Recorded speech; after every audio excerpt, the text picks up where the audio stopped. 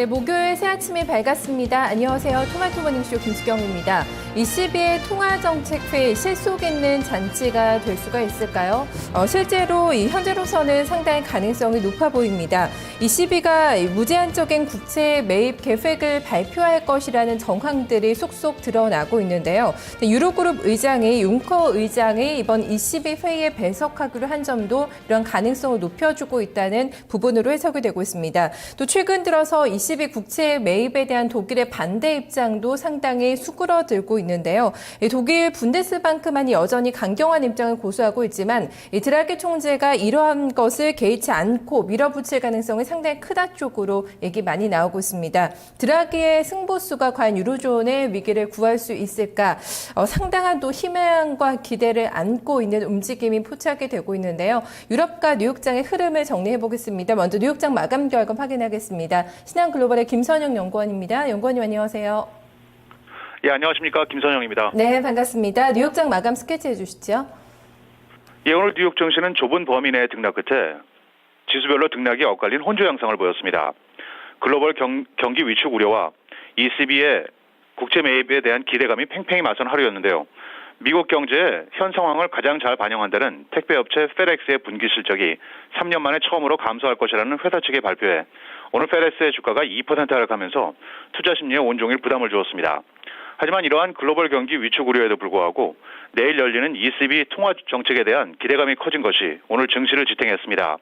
블룸버그 통신이 익명을 요구한 ECB 관계자들과의 인터뷰 후 발표한 바에 따르면 드라기 총재가 무제한적인 국채 매입을 준비하고 있는 가운데 수익률 상한은 설정하지 않을 것이며 광범위한 자산 매입보다는 3년 만기 이하의 단기 국채를 목표로 한다고 전한 것이 투자 심리에 도움을 주었습니다.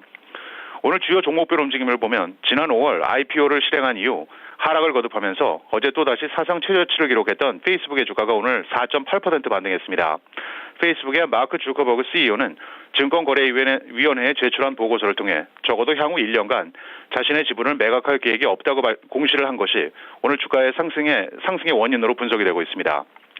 증권사 UBS가 투자 의견을 기존의 매수에서 중립으로 하향 조정했다는 소식에 마이크로 프로세서 반도체 업체인 AMD의 주가가 3.5% 하락한 반면 UBS는 대형 미디어와 케이블 TV 업체 타임워너에 대해서는 강력 매수 추천을 내어놓은 데 따라 타임워너의 주가는 2% 상승했습니다.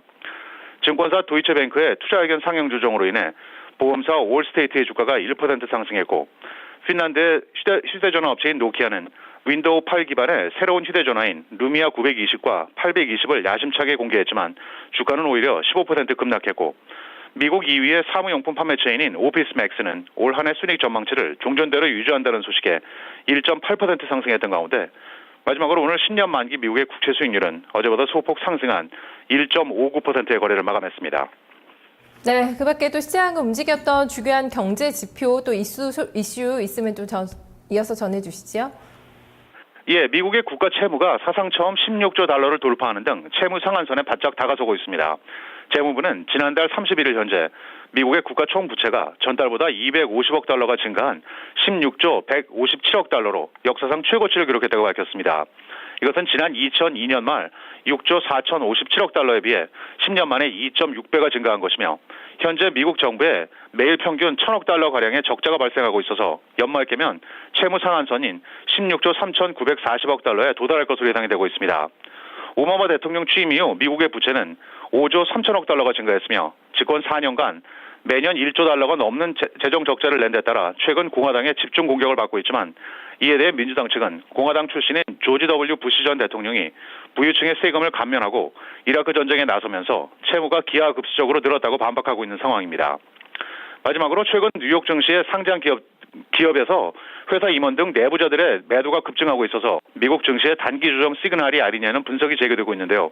마켓워치가 주간 내부자 거래 동향을 추적하는 비커스 위클리 인사이더 리포트를 인용해 보도한 바에 따르면 지난주 미국 증시의 매도 대 매수 비율이 5.97대 1을 기록한 것으로 나타났습니다. 이것은 상장 기업의 임직원들이 자사주 한 주를 매입하는 동안 6주를 매각했다는 의미인데요. 마켓워치는 지난주 매도와 매수 비율은 강 세장이 절정에 달했던 지난 5월 초 이후 가장 높은 수준이라고 지적하고 있습니다. 이 비율은 지난 7월 초 단 한 주간 6.25대 1까지 상승하기도 했지만 5월 중순부터 지난달 중순까지의 평균은 2.9대 1을 기록한 바 있습니다. 마켓워치는 이 같은 높은 비율이 최근 2주간 이어지고 있는 데 따라 증시의 단기 조정이 온다 해도 놀랄 일이 아니라고 덧붙이고 있습니다. 지금까지 미국 현지에서 김선영입니다. 네, 오늘 말씀 잘 들었습니다. 고맙습니다. 예, 감사합니다. 네, 이번 주부터 해서 다음 주까지 중요한 세 가지 이벤트를 남겨두고 있는 시장입니다. 가장 먼저 이제 뚜껑이 열리게 되는 20일 통화정책 회의를 앞두고 상당히 좀 뒤숭숭한 움직임이 유럽과 뉴욕장에서 확인이 됐습니다. 아직까지는 갈피를 못 잡고 있는 흐름 어떻게 나왔는지 조금 더 자세하게 정리해 보시죠. 김민지 기자입니다.